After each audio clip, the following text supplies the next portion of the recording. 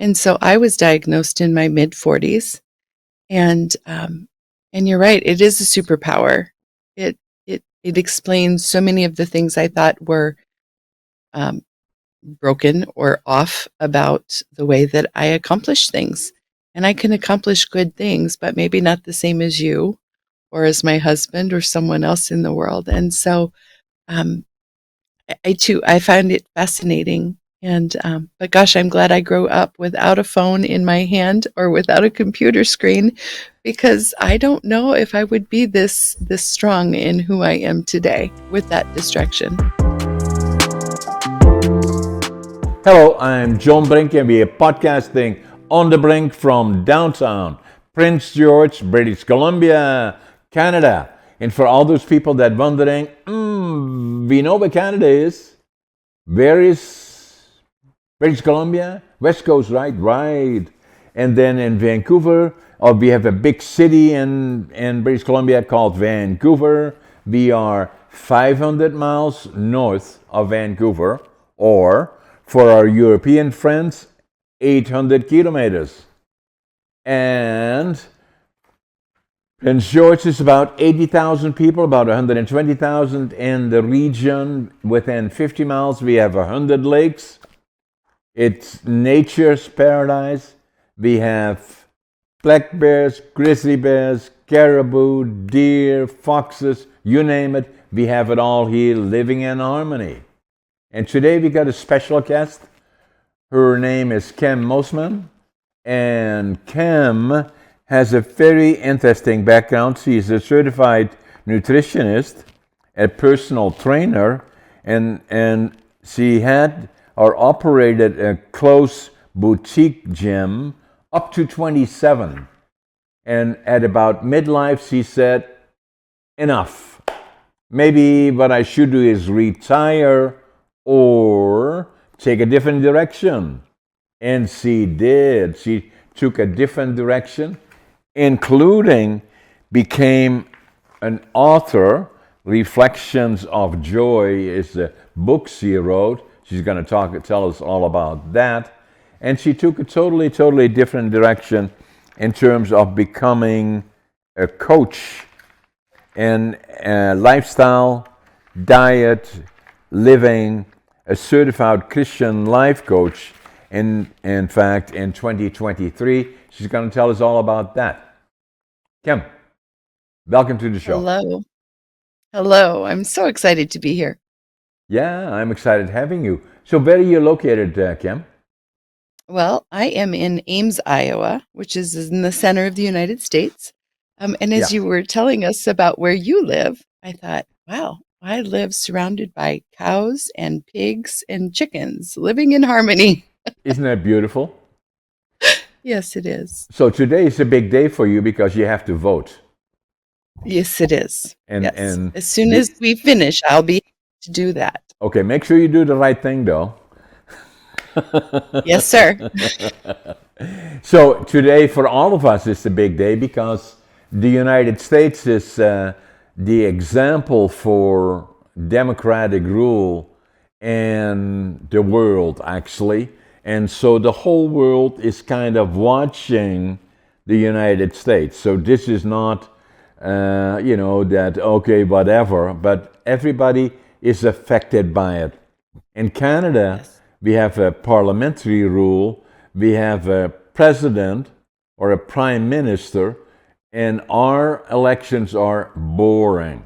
It's saying, oh, whatever. And boring is good in a way, so, but in any event, democratic rule is really very, very important to us.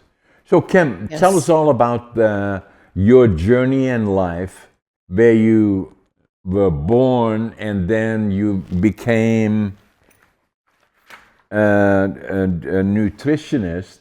Was that always the direction you wanted to go? And a coach? No. Tell us about it. It wasn't. I was born and raised right here in Iowa. I've moved across the state, but always lived really close to family. And it was always important to me to have my own family, close knit. I always wanted to be a mom, and went through life as normal, started at college, but it just didn't work out for me. I was trying to work 40 hours a week and go to school, and that didn't work out. So I How do worked a you mean it full-time didn't job. work out in school? Um, I was having to work too much, and I was not making it to class and not very successful at school if you don't go to class. Right. So, um, so I quit and took a full-time job and entered into the service industry, working in restaurants. I fell in love and was married, and very soon became a mother. And so I didn't ever try to go back to school. And through my life course, I worked in restaurants, raised my family, but my husband worked in restaurants too. And soon we discovered that it's difficult to live your life with someone when all you have to talk about is the job that you share and the children that you share. So, with their blessing, I opened up a small boutique gym and started working with people. I had caught the fitness bug prior to my 40s, and just really thought that that's where I was meant to be. I liked working with people. I liked exercising. I took my passion and I turned it into my career. So So, I, and then what happened? In well, 2023, 2017, you said, yep, hmm, that's it. that's it. Yep, And yep. you thought maybe retire or take a hmm different direction. Initially, I thought I'd retire. My Right, husband's job had slowed down, and I thought, oh, I could travel. He spent last winter in Arizona. I might as well do that too. right. But as soon as I didn't have a job, his job picked up again. And so I found myself kind of in a place I'd not been. No one needed me. My kids were gone. My gym was gone. My husband was at work. And I just kind of jumped into the middle of a little pity party and lost track of everything that was important. I gained some weight, um, just really kind of became my client, the person I had helped all those years. Kind of lost purpose, right, in a way? Yep, yep. And it's hard when you've spent your whole life caring for someone or Yeah, doing one thing. Your worth is often tied up in those titles. I'm a yeah, wife, I'm a mother, I'm a businesswoman, right. and then they were all gone. And Yeah, so I started journaling and started writing. I had always journaled um, at the gym, kept track of my exercise and my food and those things, but right, I had never really allowed myself to be creative. right. And I dove down that road and started writing, um, started recalling the times that I spent with people at the gym, the milestones that they made, and sometimes, quite frankly, the huge achievements that they made that didn't matter to them because they were fixated on a number on a scale or a size of their pants rather than look at how much more I can do or how strong I'm becoming. And it just kind of took off from there. I started writing, and what I thought would be a how to manual turned into a how I book about how I fell back in love with myself and how I discovered ways to be healthy again without um, without all of the sacrifice. I think discipline is important, but I think deprivation is a different beast. And so I realized that through my younger years, I really had been depriving myself and not fully living my life to have the things I wanted. Yeah. So writing is not easy, right? So I've done Mm-hmm. 5 books actually, but it took me a Mm-hmm. long time to start the first one. It's this is the book that I wrote, the first one, Against All Odds. It took me Nice. 80 years to live it, 20 years to think about it, 2 years to write it. And so it's not easy because it involves a whole lot of things that I was not familiar with in terms of what should be the size of the book, what should be the pages, what should be the paper, what should be, Yep. the editing, what should the cover look like, and what should the title be, and all of that, right? And Yep. then Yep. and then finding a publisher, or how do you go about it, all of that? Were Hmm. you familiar with this, or did you go through this process, or still are you going through it now? I actually was a part of an organization, a writers group called Hope Writers, and they started a hybrid publishing agency. And I was in the first group that joined them. So I had I had an inkling that I wanted to write, and I started working with like-minded people and people who were also going through that process. And that inspired me. I learned how to at least put the book together. There was too much to learn about marketing and publishing, and that in itself has been maddening and almost more difficult than writing the book, I believe. I know. But that has brought in another venture in my life, and I'm now coaching people. Um, I loved launching my book, and I loved the interaction I had with people, and so I've expanded my coaching community to involve people who have written books and who are trying to get those out into the world. And so, what does that involve? Now, I noticed that you became a certified Christian life coach in Mhm. 2023. Is it primarily aimed at the Christian faith in a sense, or is it in a general sense? I work with people. I'll work with all people. Right. I reserve the right to maybe not accept a project that doesn't fill my heart. Yeah. I think that's the nice thing about working for yourself is you can choose.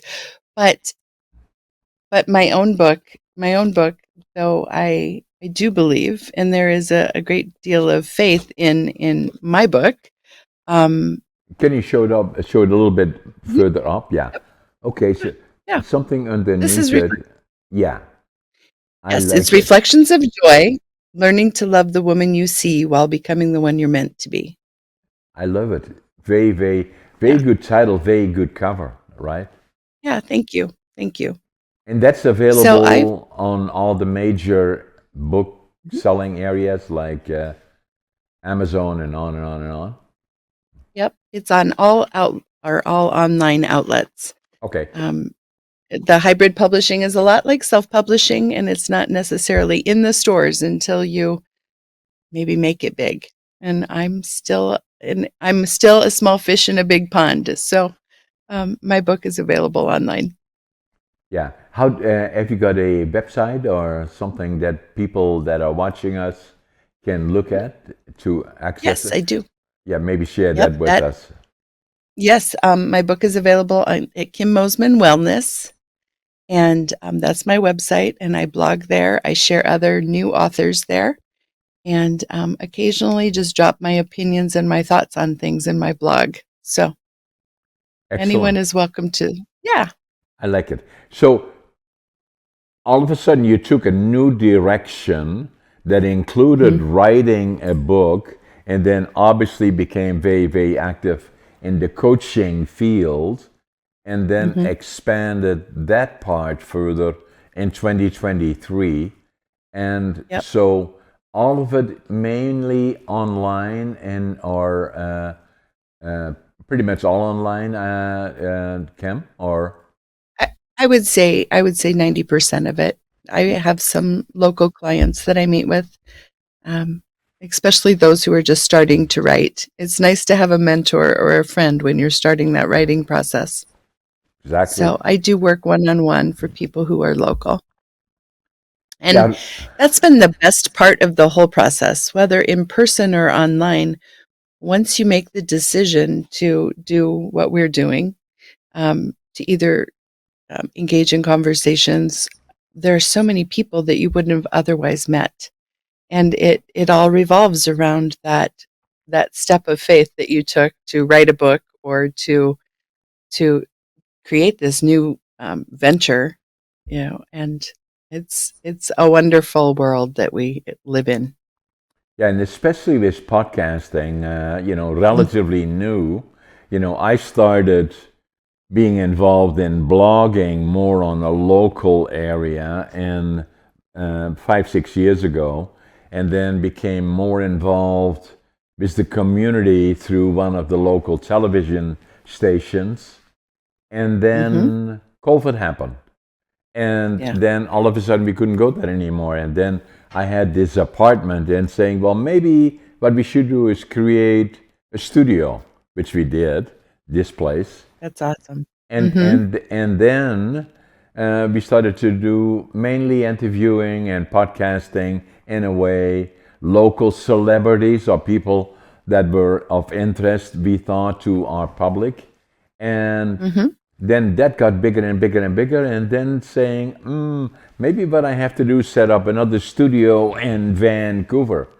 I'm kind of Yeah. running out of clients here and friends. And then the more I watched television and the more I saw all the different television stations, CNN, ABC, and all of them. You see one, two, three, four different people all interacting from all different locations. And Yep. maybe we said, well, maybe we'll do that, and then joined Potmatch. And Mm-hmm. then all of a sudden it started growing for us. And I think I'm close to 300, and I think you are 336, where we are, Wow. I'm the host, and then I'm guesting probably on another 150 or so. So I've been Nice. very, but it's still only at the beginning, Kim, in my opinion. Mm-hmm. Just today, I interviewed somebody from Budapest, Hungary. Oh my. Last week, somebody from Australia, Africa, Mhm. and the world is getting smaller and smaller It through is. podcasting. So, and I really enjoy it. Yeah. I do too. And I feel like before I started podcasting and before I started trying to share about my book, so much of my communication was done via email, which is so impersonal. I love the I would much rather sit across the table and share a cup of coffee with you, but this is wonderful, and we can still see one another and interact in a back and forth manner. And I just think you're right. I think it's just the beginning. And the other part interesting about it is that through podcasting, Podmatch, and other vehicles that bring people together, like we already know that you and me have never met before. This is the first time that we interacted, speaking and talking about our own experiences and our own lives, where we are, where we have been, what we have done, and where we are going. We already know that at the same time, tens of thousands of people will be watching us on podcasting around the world, and Hmm. it's such a powerful vehicle, if not millions. So we are very active on YouTube. I think we got close to 600,000 viewers or subscribers. It's so immensely powerful, and Hmm. much more so than I had ever imagined it to be 4 or 5 years ago. Yes. When I first started writing a book, I thought, oh, I'll pack up my books in a bag and I'll go from store to store and I'll meet people, which again would be lovely. But the power and the reach of podcasting is is amazing. This is my 50th podcast since I um, that I've guested on since I've released my book, and I've met the most fascinating people, people that I would never dream of coming in contact with if it weren't for this venue. So I've been quite pleased with this opportunity. So with your book, did you do an audio as well? Did you Audible? I have not. It. I would love to. Again, my publisher is very small and they put some parameters in place. So you have to sell so many books. And then once you sell them, you can go back and record on Audible. So Right. hopefully I'll reach that threshold very soon. Right.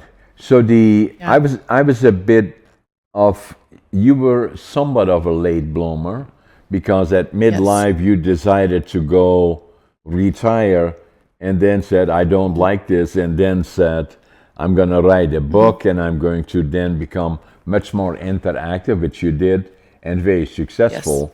So for me it was a question of, I started writing. I was thinking about, a lot of people said to me, "Oh, you got such an interesting life. I've done Mm-hmm. so many things. I'm a businessman here in Prince George in Canada. I was born in 1940, actually, November the 1st, 1940. So I'm 84 since Friday. And Oh, happy birthday. well, thank you. And and then I saw quite a bit of the war years. When Hitler decided to invade Europe, and it affected our family. Saw far too much that we should not have seen, and really Mm. appreciate dictatorships over democratic rule. Obviously, still very, very much Mhm. with me. Affected. A lot of people think that if you have war, that after the war is over, everything goes back to normal. Well, it doesn't. Oh, It could take generations, if not even longer than that. And we were an example of that. Our family has been an example of that. For myself, PTSD still very much part of my life since those mhm. war years. The inner child still part of my life. Got counseling for it actually when I was 50. Very Oh, emotional. wow. Yes. And Yes. then always wanted to go to Canada because we were liberated by the Canadian Army April the 12th, 1945. And it made such an Mm. impression on me that I always knew from that point forward I would go to the land of my heroes, Canada. And then I Oh, had, how wonderful. yeah, and I was going to go when I was 17, was then drafted. My parents said, no, too young. And then was drafted into the Dutch Air Force. And then I went to Canada when I was 23. And Mhm. then my grandfather was a master carpenter. My dad had worked in the lumber industry. And so I wanted to build a lumber mill. Mm. And then British Columbia is lots of timber, lots of trees, and beautiful province. So I decided to go to Canada with a suitcase, 3 books, 2 sets of clothes, and a little bit of money. Traveled into Mm. Montreal, took the train across Canada from Montreal to Vancouver. 4 days, 5 nights. My God, that's a long way. And when I I can't arrived imagine. in Vancouver, went through the immigration office, couldn't speak the language, didn't know a soul, didn't have a job. And fortunately, there was a fellow that spoke German. I can speak some German. So I told him what I wanted to do. He said, go to Prince George, 500 miles Mm. north. And so that's what I did. Another 14 hours in the bus. I still can see the area where the Greyhound station used to be. Came off the bus with my suitcase, 3 books, 2 sets of clothes, and I counted my money. And I counted my money at least 3 times. I had exactly $25.47. Oh my goodness. But Oh my goodness. I had positive attitude. I always did. Even when I was a kid and things were tough, I always had a positive attitude. Passion. Whatever I do, I give it 125%. Work ethic. I work Mhm. harder than anybody, and what will follow is success. And even Mhm. now, I usually get up, even at 84, I get up when at 5:30. I always think I'm Mhm. late. I always make my bed, and I'm always, virtually always in a positive mood. Mhm. Academically, somewhat like you, but not maybe exactly like you, I was not successful in Holland academically. I failed grade 3 and I failed grade 7 3 times. And then they Oh said, my what? goodness. I know. So they said, what are we going to do with this guy? So some people said, well, send him to the mentally challenged school. They said, no, we'll teach him a trade. So Mhm. my dad got me a job at 13 in a furniture factory. And at nights I would go and become a furniture maker. And Mhm. then hence the dream to go to Canada and then start anew because I knew I was just as smart as the other kids that were my friends that went on Yep. to college and university, but they kind of didn't hang out with me much anymore because I became a laborer. I'm proud of that Yep. today, but then I was kind of looked down on. Anyway, so then starting over new, I had the dream with my $25.47 here in Prince George, started a lumber mill.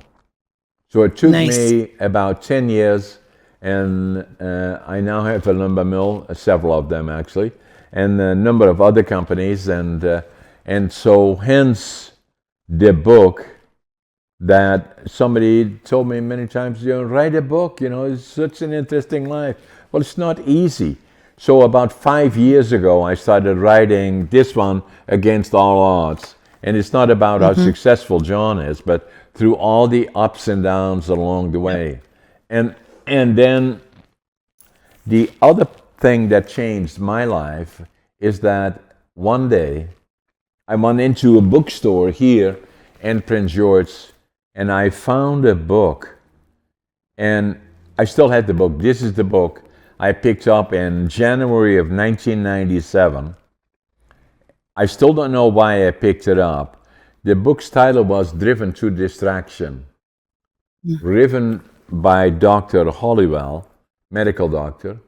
And as I Mm-hmm. opened the book and started looking at it, this is the actual book. I wrote in it here, and so January 1997, it was about ADHD.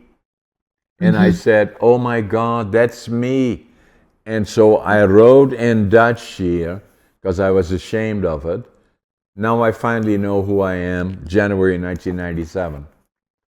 Yep. And and so the more I got to know about ADHD, I know now it's a superpower. And it changed my life, and I wrote a book about that as well. And Oh, because, nice. yeah, so many people have the benefit or the liability, and I do not look at it as a liability. I call it a benefit of ADHD, and I felt I had to be vocal about it. I use it in presentations that I do, but I also wrote the book about it. Yep. I followed the same track. But I had to wait until we received diagnosis for my youngest son. Um, I spent my whole life, like you. I'm very passionate about things, and those things I'm passionate about, I embrace and I go with all of my heart, and you can't stop me. I'm a hard worker. I like to prove that I can get things done. And I think there's a little bit of that I'll show you attitude. Maybe I didn't complete college, but I raised good boys. I have a good home. I'm a good businesswoman. Now I can write a book. But I found that I was struggling, especially once these computers came to be. I can get lost for days in things, especially if they're fun or entertaining. Right. My youngest son had difficulty as well. And so when we had taken him to the doctor, and the doctor said, no, no, just discipline him. Just discipline him, put habits in place. And finally, when he was 16 years old, he came to us and said, I need help. I'm doing all of the things and it's not working out for me. And so we took him to a therapist and went through the testing process. And as I was receiving the results about my son, like you, I thought, oh my goodness, this is me. And so I was diagnosed in my mid 40s, and you're right, it is a superpower. It explains so many of the things I thought were um, broken or off about the way that I accomplish things. And I can accomplish good things, but maybe not the same as you or as my husband or someone else in the world. And so um, I too, I find it fascinating. And but gosh, I'm glad I grew up without a phone in my hand or without a computer screen, because I don't know if I would be this strong in who I am today with that distraction. Yeah, interesting that you say that, Kim, because obviously for me it was the same.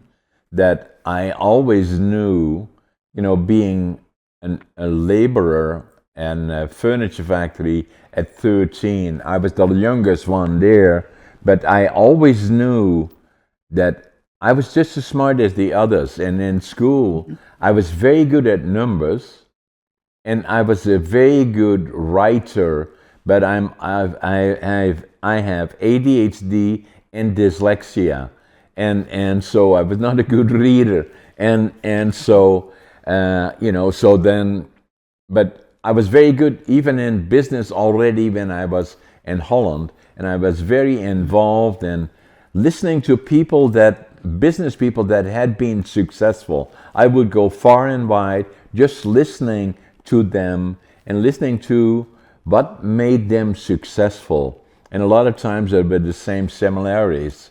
And Mhm. so, but then I felt I had to start anew again.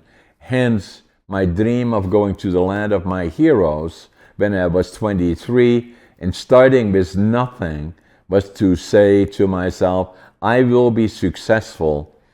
I either go back in a box or successful. And a little bit radical, but in any event, so I did, and I wanted to start with nothing. I couldn't speak the language, didn't have soul. Started as cleaner man, lumber pile, blah blah blah. But what I had is the same thing: attitude. I always stayed Mhm. positive, passion. No matter what I do, I give it 125%. Work ethic, even today at 84. But what changed my life was this book, Yep. and so written by Dr. Halliwell, medical doctor, and Mhm. at the same time he is ADHD and has dyslexia. Wrote 18 books.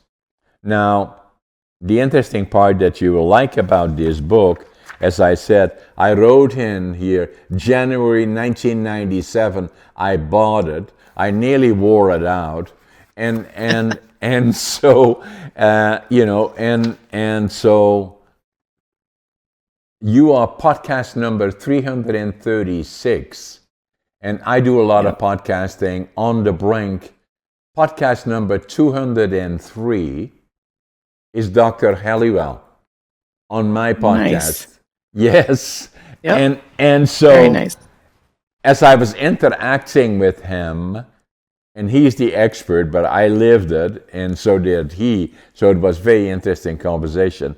I said, in my opinion, that initially when I started reading the book, I thought maybe 8-10% of the population, maybe ADHD.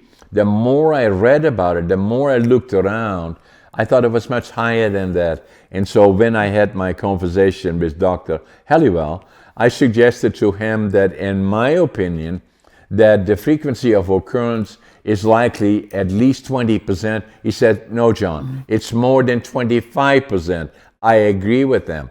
The other thing that I did, I was very successful in business, sit on board of directors, and very involved with other business people that I suggested to Dr. Halliwell. In my experience, I found that likely 50% of the successful entrepreneurs, successful is the operative, Mhm. are at least 50% of them, I suggested to Dr. Halliwell, in my opinion, ADHD. He said, no, John, more than 75%. Wow. I agree with him. So that is Mhm. podcast on the brink, John A. Brink, 203.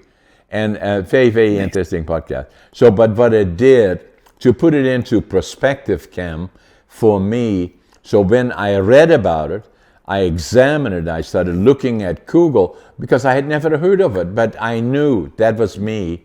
It took me 5 years before I went to my doc that delivered our two daughters, was a personal friend, and I was 62 then, walked into his office and he said, hey, John, why are you here? I Mhm. said, I think I got ADHD. And we checked it out. I do. and, Yep. and so, but to put it into perspective, from the time that I left school at 13, and some people suggest that I should go to the mentally challenged school, and to the time that I was 62, nearly 50 years, I was wondering, who am I? Yep. I still was already successful. I'd already created all kinds of businesses, and people would say, "You're so Yep. successful." I didn't feel that way Yep. Oh, until I un- understand. until then, and that Yep. changed everything for me, and still is today. So you're a late bloomer. I'm a very late bloomer because it started for me well into my 60s, and so when Yep. I knew the diagnosis when I was 62, everything started to change around me. My companies became more successful. I started to look at a number of other things, including writing books. I Mm-hmm. started with the first one, then added the second one about ADHD, did another Yep. one about finding your passion, living the dream, and then another one Nice. that you will find interesting. This one just came out recently, is Living Young, Dying Old, and I wrote a book about that. And Nice. and so that's a picture of me.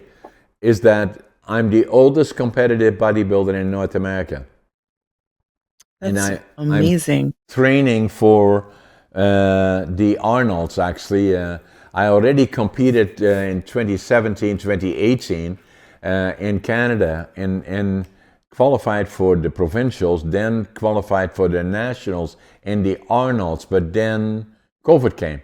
And so now Yep. again, right after our podcast, I'm in the gym. I go regularly to the gym, and this is how I look. And Nice.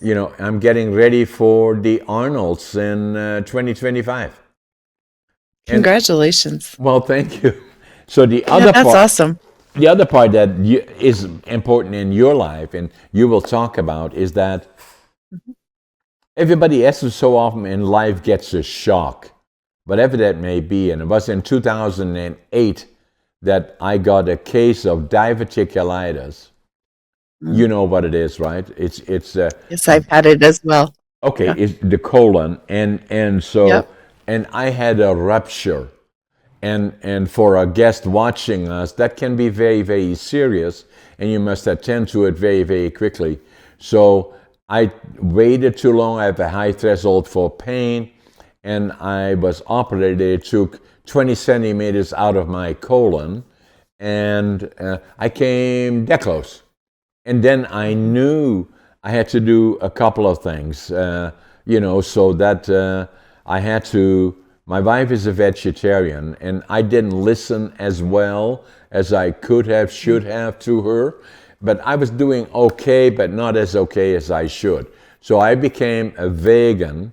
And then the other part, I was like everybody else, that at the end of the year, we make a commitment. I'm going to do this, that, and I'm going to buy a membership to the gym.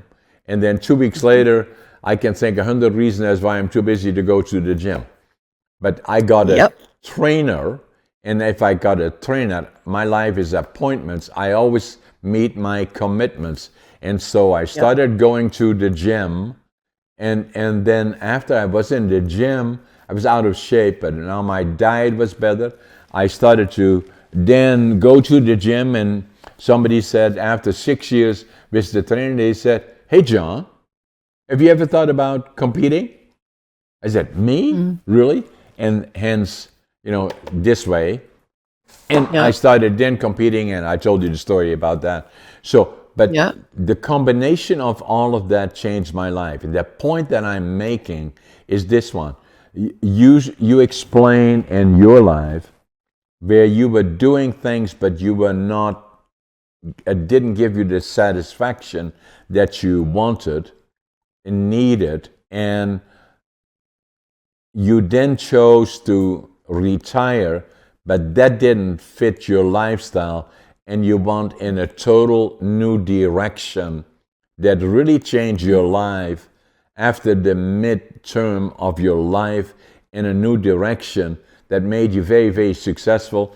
And not only being a coach, obviously having the background of physical fitness, diet, I'm sure, is important to you, and it changed your life. And so, Yes.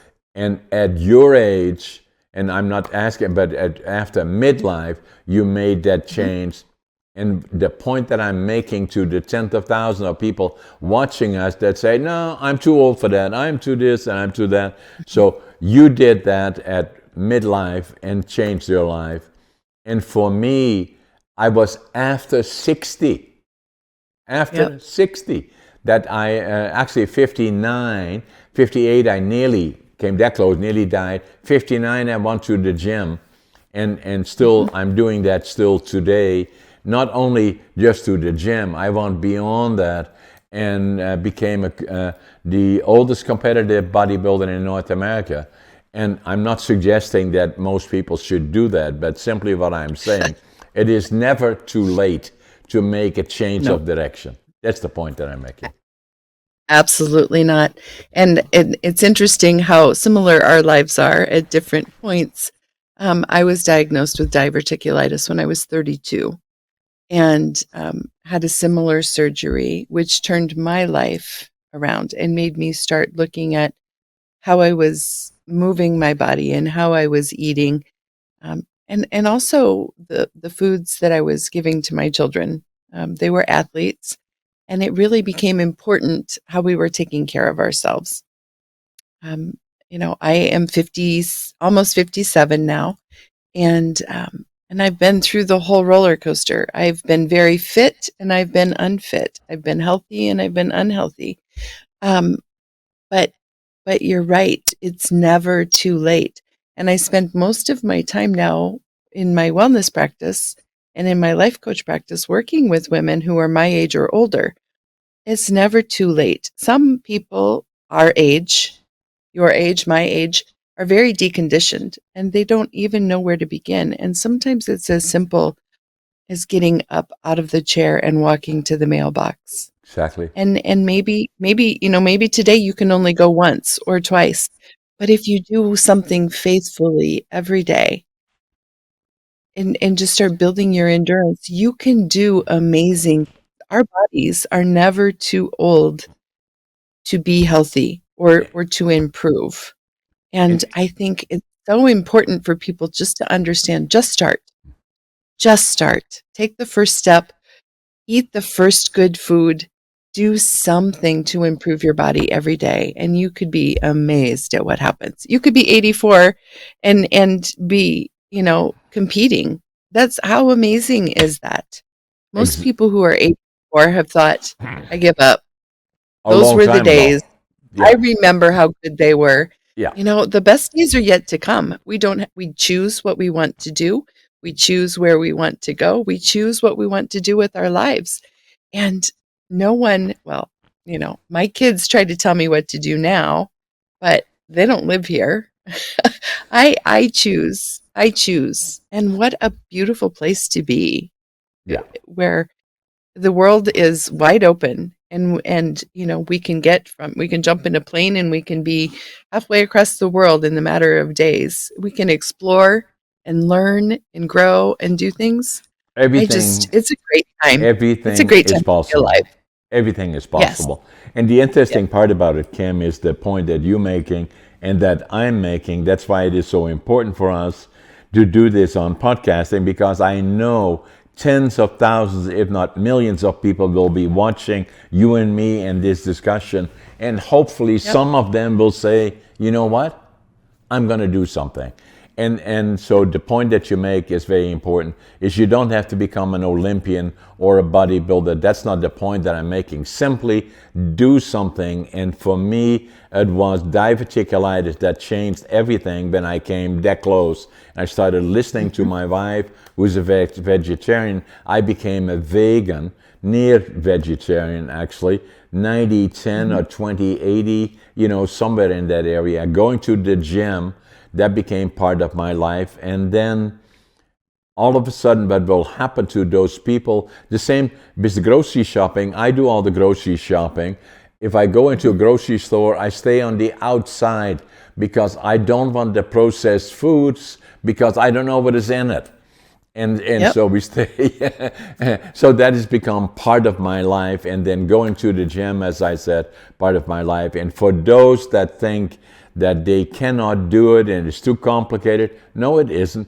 It is make the decision, even if you walk half an hour a day, and then, but you will like go with a companion if you can, your wife, family, or somebody else to give each other inspiration. And before you know it, you go an hour, and then look at your diet carefully, and Yeah. then the other part that is important from my simple perspective is get lots of sunshine or vitamin D, then Yep. get sleep. I sleep 7.5 to 8.5 hours a day. Sleep is very, very important. Diet, extremely important.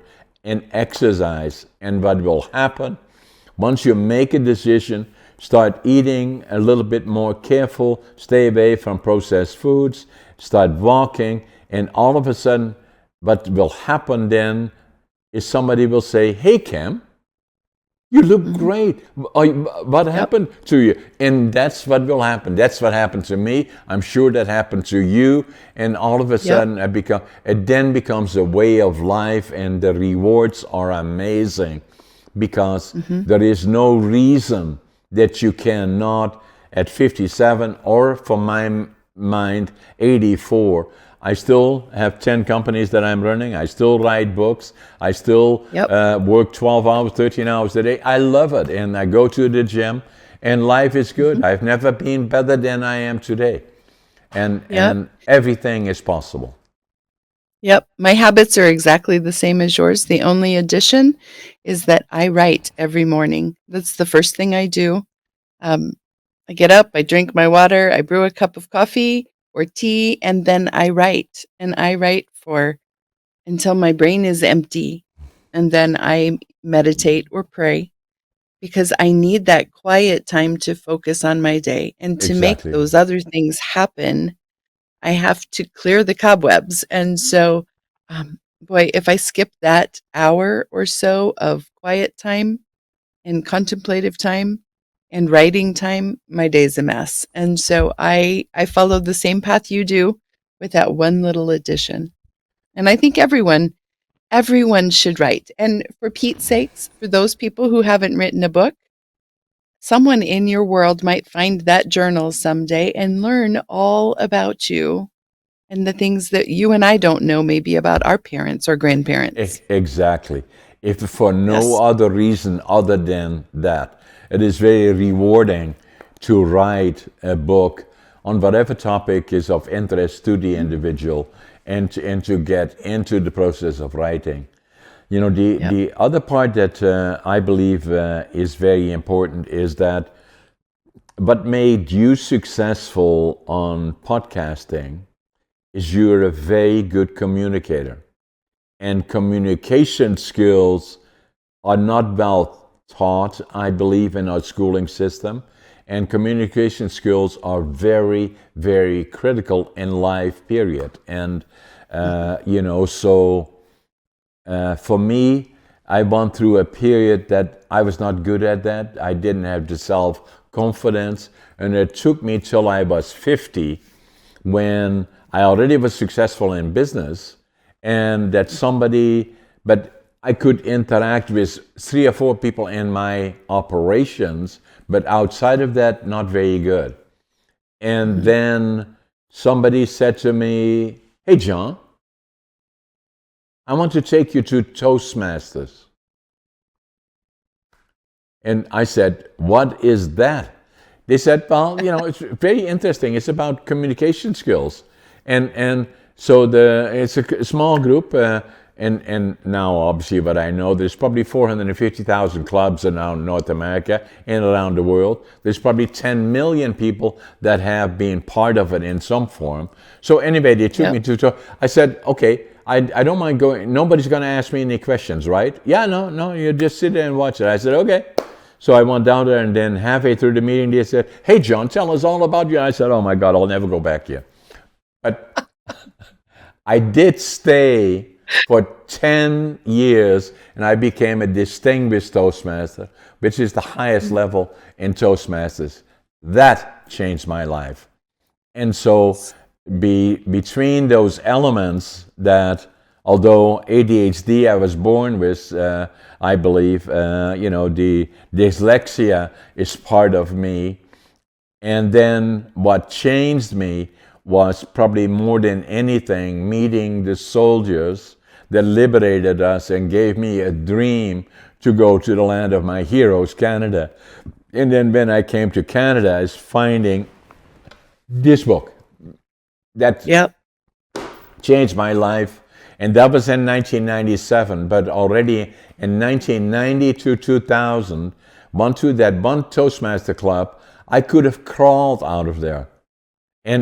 But I did go back, and the more I went back, the more I liked it, the more it unlocked me as in being a good communicator. I'm writing a book about that, actually.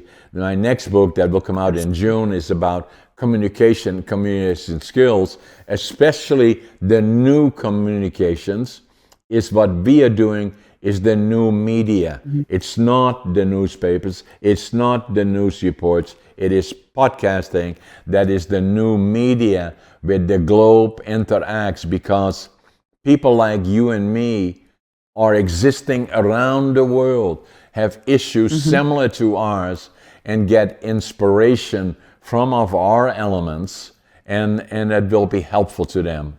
And that alone is rewarding, in my opinion. Yes, absolutely.